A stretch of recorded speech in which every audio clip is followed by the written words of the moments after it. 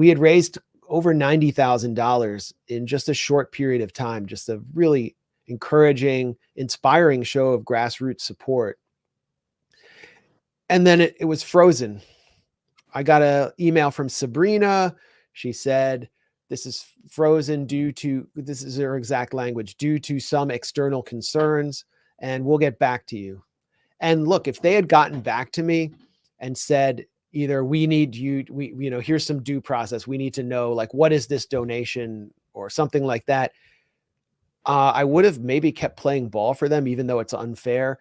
Or if they just responded to my message threatening them with the wrath of our supporters and ourselves, then, I would have continued down the road with them and said, okay, we can wait a few days. But they never responded to me, and days went by.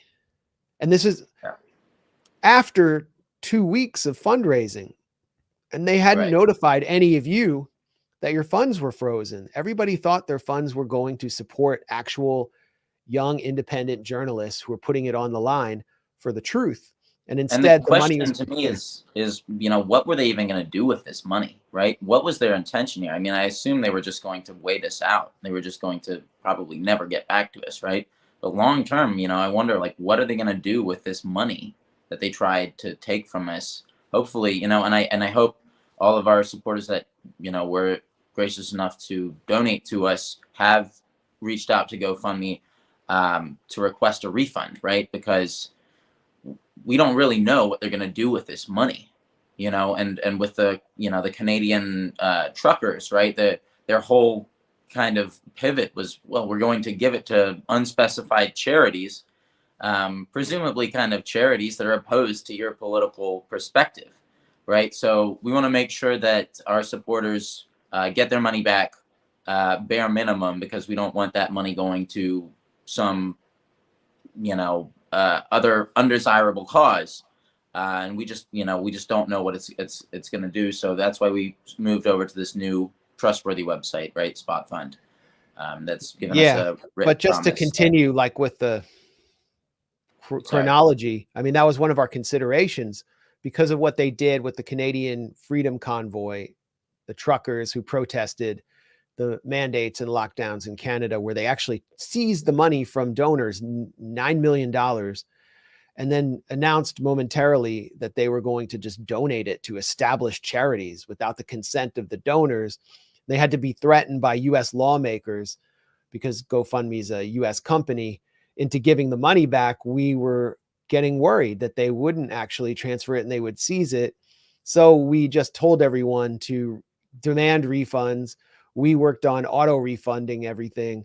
And I went and started another parallel fundraiser on Spot Fund after we and our outreach director and our friend Chris Weaver, who's really been doing so much hard work behind the scenes at the Grayzone, he went and actually spoke directly to the founder of Spot Fund, and they said, yeah, we don't see anything wrong with you or what you're doing. It fits right in with what we want to host. So come on over. And they've been very trustworthy. So that was great. I mean, there are lots of alternatives to GoFundMe that are popping up, and maybe this will make GoFundMe start to actually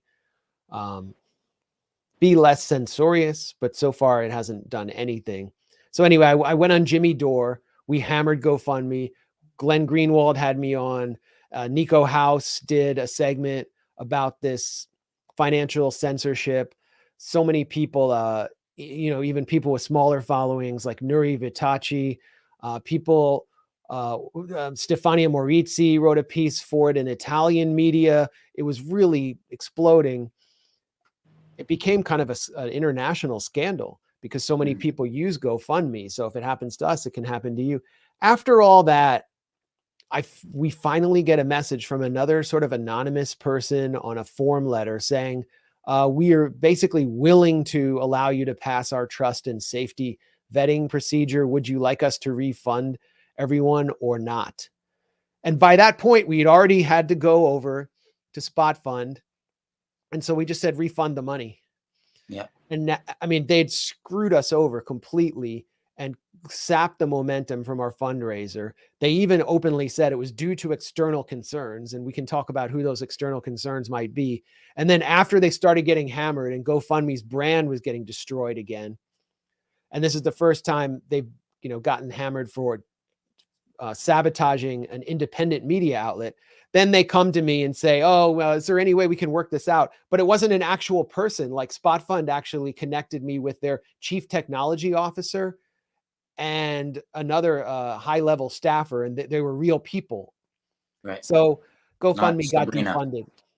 Not Sabrina. So GoFundMe got totally defunded, and they screwed over Mint Press, our friends at Mint Press. Actually, Minar Adeli, who founded Mint Press, told me don't work with GoFundMe, but maybe I was naive.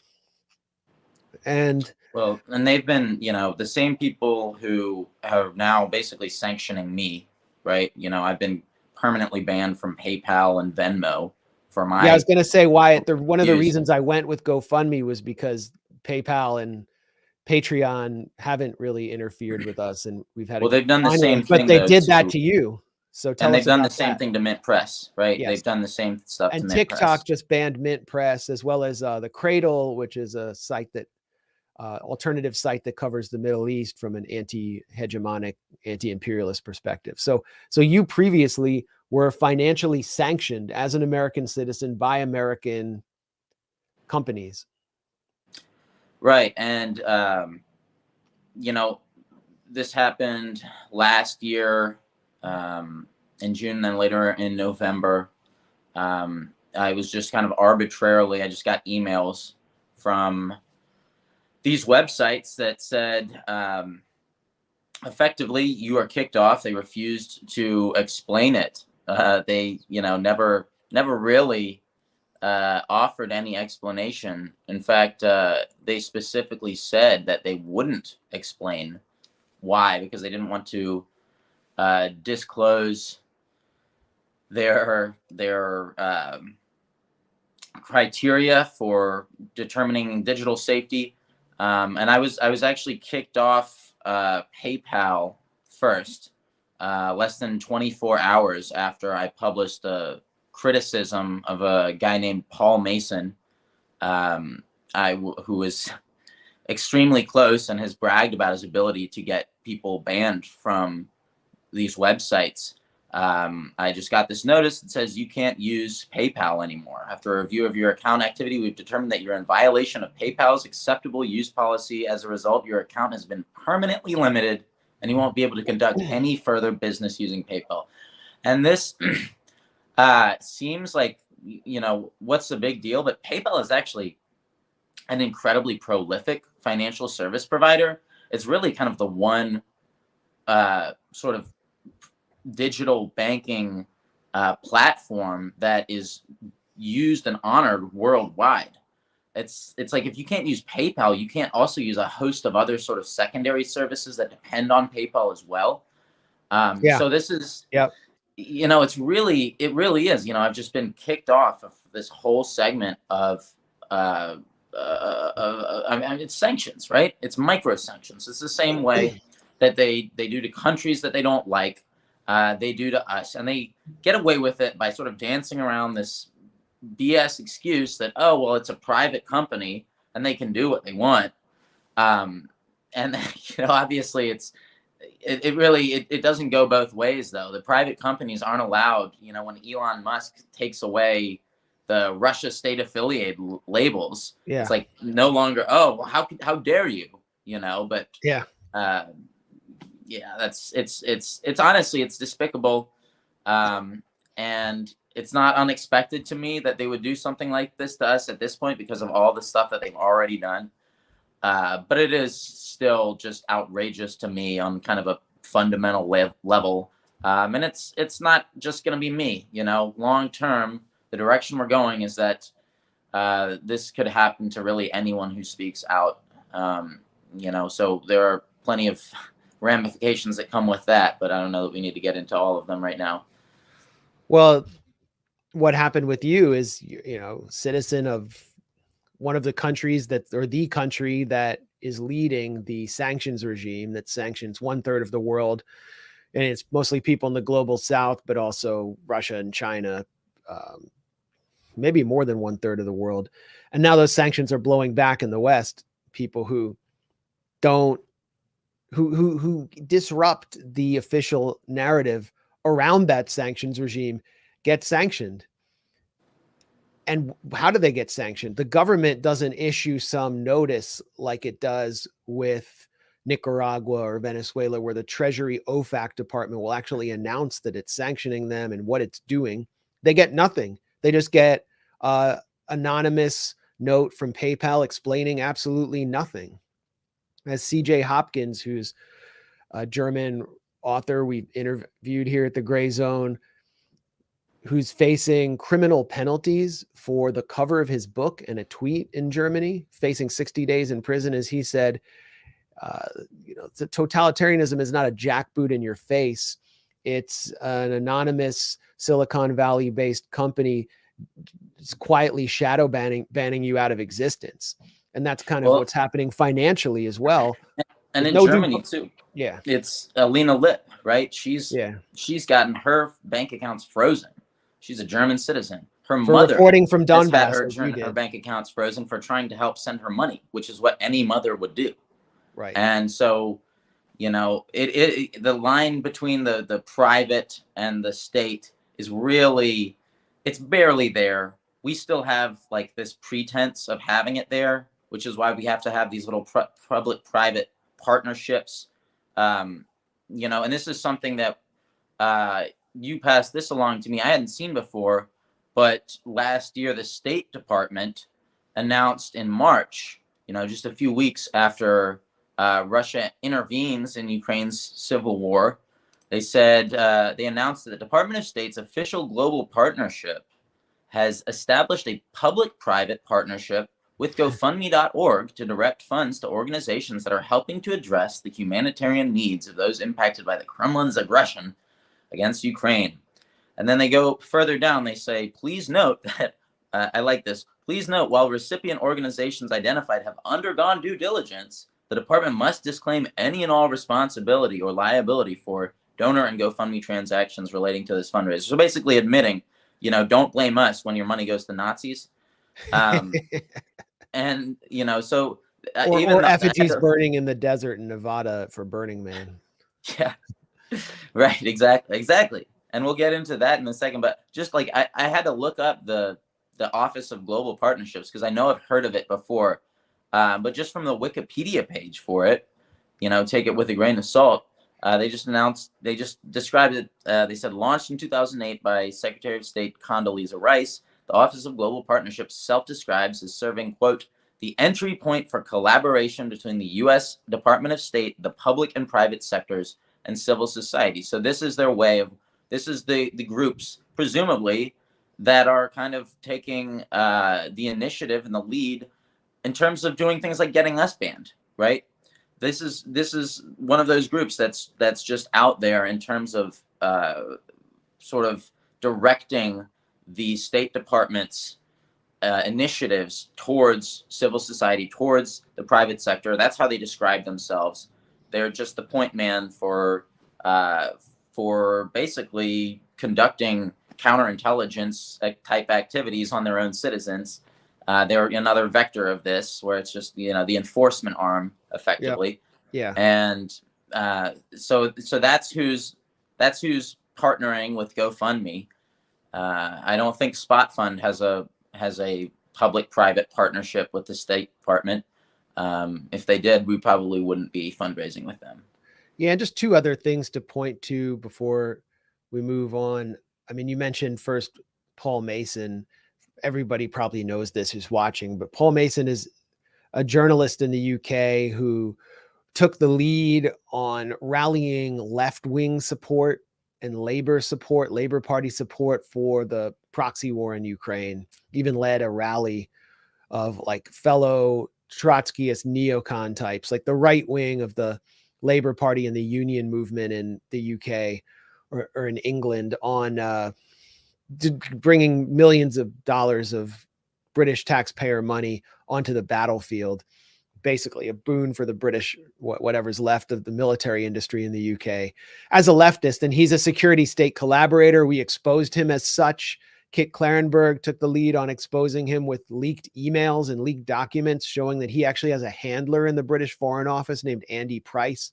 And when we talked about that, me and Aaron here at the Grayzone, and I hope Aaron met his book deadline, by the way, we had our live stream removed by YouTube, and we were threatened with a strike. It's the first time that's ever happened on the grounds of their harassment policy. When it was Paul Mason harassing us, we exposed him for planning to take us down, to have an anti-Grayzone summit and prove that we're somehow Russian funded. Now people actually are seeing how we're funded. It's by our readers, and they're still mad about it. Well, it's the thing. We don't have handlers. And, you know, I'm planning on traveling to Russia shortly. And it's, you know, in the United States, in Russia, I do not have some FSB or FBI handler. Like, that's just not what we do, right? Yeah, Russia's not paying for your trip, and you just know people there. And but, you know, going to Russia now is basically considered an act of treason by the Paul Mason types. But what I'm saying is he actually had the power through his handler, Andy Price, to go to, I mean, Andy Price actually talked about YouTube liaisons he talks to get people censored. And that's how this works. So if you're connected and you're a spook, you can go to these Silicon Valley companies and threaten them, and they'll disappear people without any due process or them even being able to demonstrate who actually banned them, which was the state. And then we have the case of Aaron Mate, our colleague at the Grayzone, who had this is a piece Aaron wrote based on a Twitter leak. Let's see if we can pull up the email. This is an email by Alexander Kobanets, who's an FBI staffer, who is reaching out to Twitter on behalf of the Ukrainian SBU security services. So the FBI reaching out to Twitter on behalf of Ukraine to tell them to ban a list of accounts, including Aaron. Twitter said no, even this is in the pre-Elon regime, but they said no because it was just too much for them to ban American and Canadian accounts who are just stating their opinions. But that shows how the government functions, what the censorship industrial complex is, and it's how the whole apparatus of spook media works. They pose as independent, they pose as private companies, but it's basically a public-private partnership, and the public is the most unaccountable part of government that is nestled into the heart of the national security state, telling us what we can and can't say. It's a kind of totalitarian model that relies on the veneer, the patina of liberal democracy to operate. And most of the public has to believe that they still have freedom of speech in a private realm for this to continue to operate. If that veneer disappears, then they realize, oh, we're not any better than Russia or China, which just hard ban people without pretending that the government isn't involved. And then we're no longer the shining city on the hill, and then the U.S. loses its soft power and its moral standing. But that's what we're facing. Exactly. I mean, that's really the only thing keeping them in check at this point, is their own sort of the Hollywood mythology version of U.S., their continued need to project that to be able to have this kind of moral superiority that they want to project over the rest of the planet. That's really all it is. You know, it's just kind of their own sort of mythology. That's it. That's the only thing keeping all of this in check. And you can see that through exactly everything you've just discussed, through everything we've gone through the sanctions, the micro sanctions that affect us personally. And it's also, you know, this just and police action. Sorry to cut in, but Kit, for exposing Paul Mason, I think it's directly related to him exposing Paul Mason, security state collaborator Paul Mason. He was interrogated at Luton International Airport in London by British counter-terror police for 8 hours about his work for the Grayzone. So it's state repression, it's financial sanctions, but it's also police actually taking you into a small windowless room and going through your stuff, and they're open. Their investigation into Kit, as far as I know, is still open. Yeah. Well, and it complicates his life, you know, it makes it that he can't freely travel back and forth to the country of his birth. You know, like he's Where his he's parents live. effectively a political refugee, right? And that's just for writing about the misdeeds of his government. He can't freely travel to and from his country. And you know, when you say it out loud, it sounds crazy, but it's true. It's they have made him basically seek political asylum in another country to be able to just live a normal life.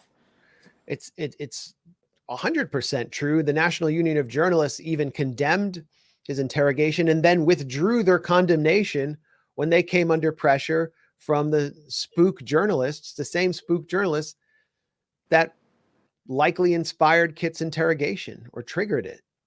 So he's justifiably afraid of returning home to visit his friends and family. Look at Julian Assange. What happened to him? He's in a prison cell indefinitely outside London for the crime of publishing, the crime of journalism. So he's not even a whistleblower, right? They talk about him, he's a whistleblower. He just, no, you know, Edward Snowden, he's a whistleblower, right? But there's none of the institutions that are supposed to stand up for human rights or press freedom or saying anything about what happened with Kit. None of them. Right. None of them, because they're all controlled by the same elements that are sponsoring the censorship industrial complex. But what we have seen is just such an encouraging outpouring of support from, you know, for our friends in independent media. You know, Jimmy Dore and Glenn Greenwald had played such a huge role in shaking GoFundMe to its core. And, you know, Nico House and others helped expose this. But there's just a grassroots outpouring of support for us, which is definitely going to allow us, assuming everything goes as it's been going with Spot Fund, to provide positions for Wyatt, Kit, and Alex. And I'll just highlight our fundraising page at Spot Fund. You know, if you want to help us get to our goal of 150K, that's really going to take care of it. And it's not a, you know, a major salary. This isn't like what journalists at the New York Times or even the Nation magazine are getting paid. These guys are still living on a shoestring, but it's better than what they've been doing. And it just makes us accountable to you. That's who we're accountable to. That's who we listen to. So we're at 122,700 with over 1,300 donors. That's just hugely encouraging, and it shows what we've been able to do. We can't do it without you. And thanks to everyone also who's donating to us at PayPal and Patreon. I mean, I'm not going to just voluntarily leave there until we're kicked off. So you're supporting us there too. And we're just going to, we're building something much bigger than we've already been. And I'm excited about where it's going to go. Yeah, so I mean, this is really, we're trying to take it to the next level, right? We want to just be able to double everything we've been doing. And this is, you know, this kind of repression really just fuels us more. It's just, definitely, okay, every time you guys try to do this, we're going to come back. And, you know, we had raised $90,000. Now we've raised $120,000. So for all these like trolls and NAFO types that kind of, they all cheered that they got us taken off of GoFundMe or whatever. It's just, okay, thanks. Well, you basically got us more attention and pointed and proved our point that we can't freely declare our opinions in public without the threat of being deplatformed and sanctioned and removed from the conversation. And then how did our readers respond? Well, they just helped give us more money. We've raised $30,000 more. Right. Yeah. And so, you know, shout out obviously to all of our supporters, but a shout out to our haters as well for also helping just prove our point about everything,